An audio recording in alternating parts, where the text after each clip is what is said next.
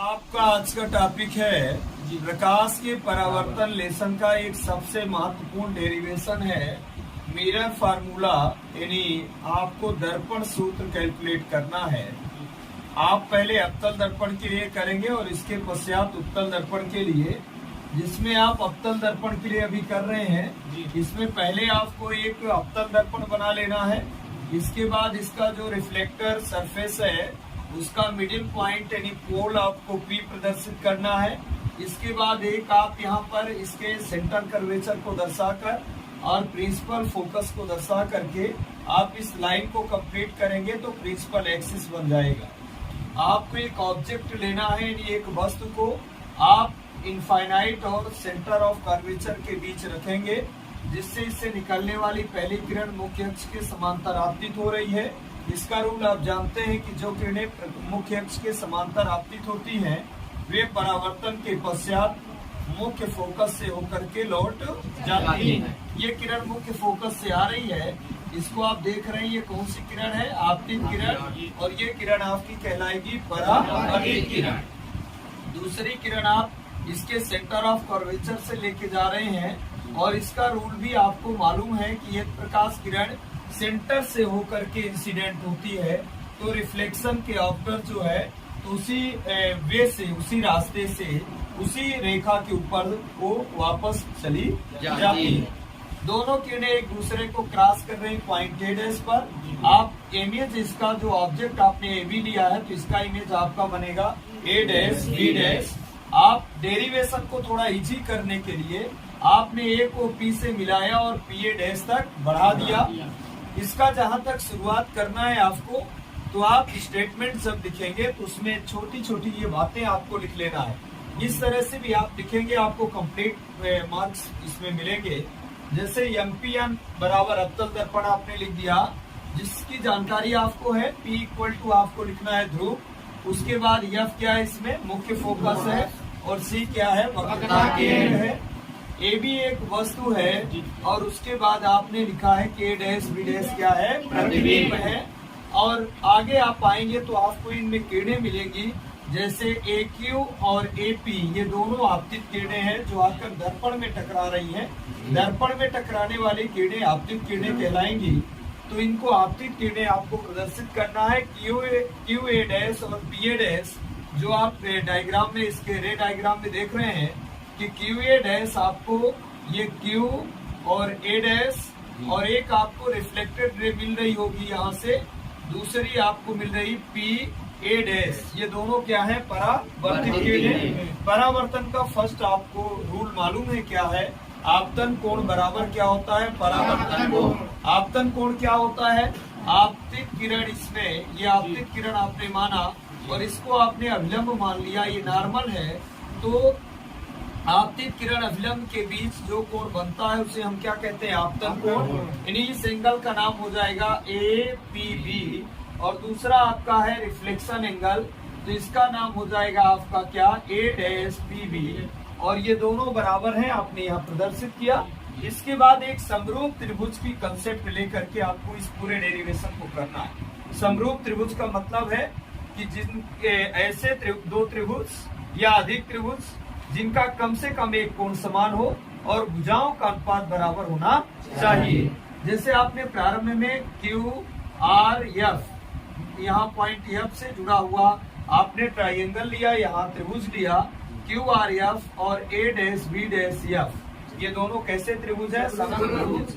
यहाँ पर एंगल भी आपका कितना आ रहा? 90, अर्थात इसका ये परपेंडिकुलर है, यानी लंब है। इसका क्यू आर परपेंडिकुलर होगा, इसका बी डैश एफ बेस होगा, तो इसका आर एफ बेस होगा।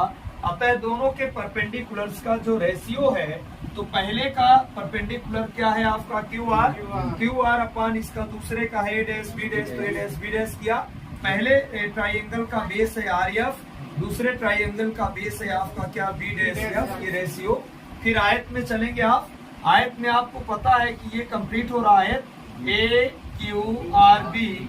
इसमें आयत की आमने सामने की भुजाएं बराबर होंगी, अतः इसकी side A B equal to होगी साइड क्यू आर। तो यहाँ से आप इसकी कंपेयर कर देंगे, Q R side equal to side A B. आप यहाँ पर जहाँ क्यू आर है वहां हम ए बी भी पुट अप कर सकते हैं, इसको रख सकते हैं। तो A B upon A dash B dash equation equal to R F बटे क्या हो गया बी डैश एफ। अब ये सपोज करिए आप कि ये क्यू पॉइंट पी के अधिक नियरेस्ट हो और पास में लाएंगे तो ये निश्चित है कि आर भी इसके पास में आता जाएगा। ये बहुत निकट मान लिया जाएगा तो निश्चित है कि आर पॉइंट कहां पर आ जाएगा पी पर। अतः R F equal to P F हो जाएगा और यहाँ पर आप आर एफ की जगह पी एफ मान लेंगे और इक्वेशन नंबर फर्स्ट में फिर आपको रखना है। ये इक्वेशन आपको मिल जाएगा ए बी इक्वल बटे A dash B dash equal हो जाएगा P F upon B dash F. इसी प्रकार से दो और आपको समरूप त्रिभुज लेना है। हालांकि आपके पास ए बी सी और ए के डैश बी डैश सी भी है, किंतु इसमें थोड़ी सी आपको वैल्यूज को चेंज करना पड़ेगा, तीन वैल्यूज को चेंज करना पड़ेगा। पर यदि हम इसके स्थान पर ए बी पी ये वाला ट्राइंगल लेंगे, ए बी पी जो आपके सामने बन रहा है और दूसरा ए डैश ये और बी डैश पी ये ट्राइंगल लेंगे, तो इससे क्या होगा कि आपको वैल्यूज कम चेंज करनी पड़ेगी। एक वैल्यू को ही फिर पोल से मेजर करना होगा यानी मापना होगा। इसके लिए आपने लिया triangle ABP and triangle A dash B dash P समरूप त्रिभुज है। पहले त्रिभुज का जो ट्राइंगल है उसका परपेंडिकुलर ए बी है, दूसरे का आपका क्या है ए डैश बी डैश, और इसी तरह से बेसिस जो बेस की साइड से उनका भी रेशियो निकालेंगे, पीवी अपॉन पीवी डैश आ जाएगा। ये इसका बेस है और इसका बेस जो है तो ये है पीवी डैश। समीकरण 2 और 3 पर आप नजर डालिए, इनमें से एलएचएस दोनों की इक्वल है, सो आरएचएस इक्वल होगी। तो आप आरएचएस की कंपेयर कर दिए, पीएफ अपॉन आ गया बी डैश एफ और equal to PV upon PV dash. चूंकि आपको पता है कि समस्त दूरियों का मापन आपको दर्पण के ध्रुव से करना है, इनमें से जिनके साथ पी लिखा हुआ है ये स्पष्टतः पता चल जाता है कि ये दर्पण के ध्रुव से मेजर की गई डिस्टेंसेस है।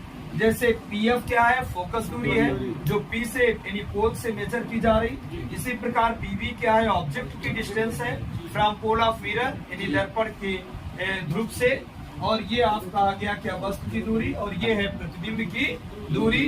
बचा इसमें एक डिस्टेंस आपके पास बची हुई है बच्चों बी डैश एफ। एक डिस्टेंस में आपको ये स्पष्ट आप समझ पा रहे हैं कि यहाँ पर पी इसके साथ संलग्न नहीं है, अतः इसका मीन हो जाएगा कि ये डिस्टेंस पोल से मेजर नहीं की जा रही है। इसे भी मुझे पोल से मेजर करने की आवश्यकता है, अतः यहाँ पर मुझे ये डिस्टेंस कैलकुलेट करना है बी डैश एफ। यहाँ से मेजर कर रहे हैं हम लोग, तो ये पी से लेकर बी डैश की जो डिस्टेंस है कंप्लीट डिस्टेंस वो पीवी डैश आ रही है।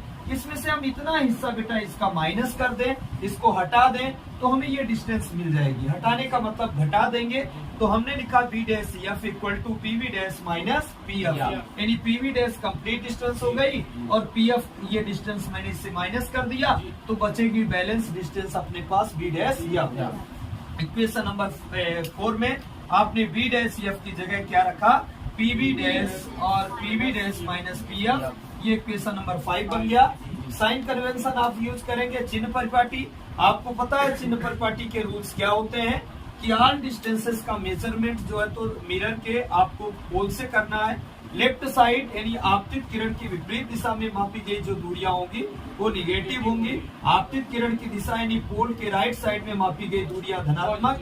यदि आपने सीधा रखा है ऑब्जेक्ट को यानी जो प्रिंसिपल एक्सिस है इसके परपेंडिकुलर ऊपर की तरफ जो डिस्टेंसेस मेजर करेंगे वो पॉजिटिव होंगी, और नीचे की तरफ यदि आप मेजर करेंगे तो क्या होंगी, निगेटिव। बट वहाँ ऊपर और नीचे का भी नहीं, आपको इसमें डिस्टेंसेस लेफ्ट और राइट की देख लेना है। बट इसमें आपने देखा पीएफ वैल्यू है और पीवी है और पीवी डैश है, ये 3 डिस्टेंसेस हैं आपके पास। तो पीवी क्या है, एबी है ऑब्जेक्ट यानी वस्तु है, तो पीवी वस्तु की दूरी हो जाएगी। ए डैश बी डैश क्या है, इमेज है, तो पीवी डैश इमेज की डिस्टेंस हो जाएगी। और एफ क्या है, प्रिंसिपल फोकस है, अर्थात पीएफ फोकस दूरी हो जाएगी, फोकल लेंथ हो जाएगी। तो इस प्रकार पीवी यानी ऑब्जेक्ट की डिस्टेंस को हम लोग यू के द्वारा प्रदर्शित करते हैं, इमेज की डिस्टेंस को भी के द्वारा, और फोकल लेंथ यानी फोकस दूरी को हम दर्शाते हैं किसके द्वारा, एफ के द्वारा। चूंकि ये तीनों पॉइंट यदि हम पीएफ में एफ को देखें तो लेफ्ट साइड में है पी के, यदि हम बी डैश को देखें तो ये भी जो है तो पी के लेफ्ट साइड में है।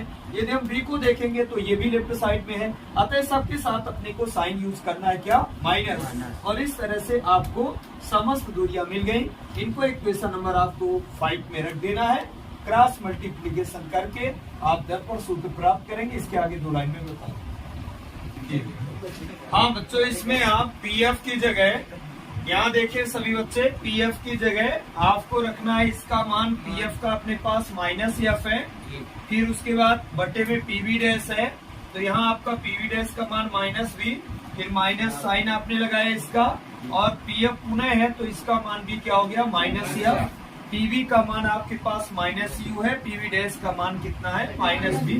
माइनस माइनस ये दोनों कैंसिल कर दिए, माइनस एफ बचा, और नीचे आपका ये माइनस और माइनस मल्टीप्लाई जब हुआ तो ये प्लस हो गया, तो आ गया कितना, minus B plus F equal to U upon भी।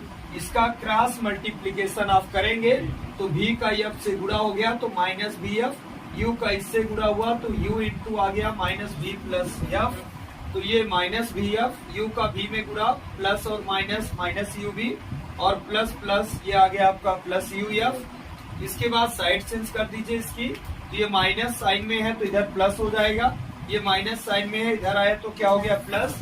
इक्वेशन नंबर 6 के दोनों साइड्स में, बोथ साइड्स में आपको यू भी एफ से भाग देना है, तो यू भी बटे हो गया यू भी एफ, यू एफ बटे हो गया यू भी एफ, वी एफ बटे भी हो गया यू भी एफ। यहाँ यू भी कैंसिल हुआ, यहाँ से बेटा यू और एफ कैंसिल हो गया, यहाँ आपका वी एफ कैंसिल हो गया, तो यहाँ बचा क्या, ऊपर ए और एफ, तो ये 1 अपान एफ, 1 अपान भी और 1 अपान यू, यही कहलाएगा आपका दर्पण सूत्र। ये 5 नंबर का क्वेश्चन है बच्चों, अच्छे से आपको तैयार करना।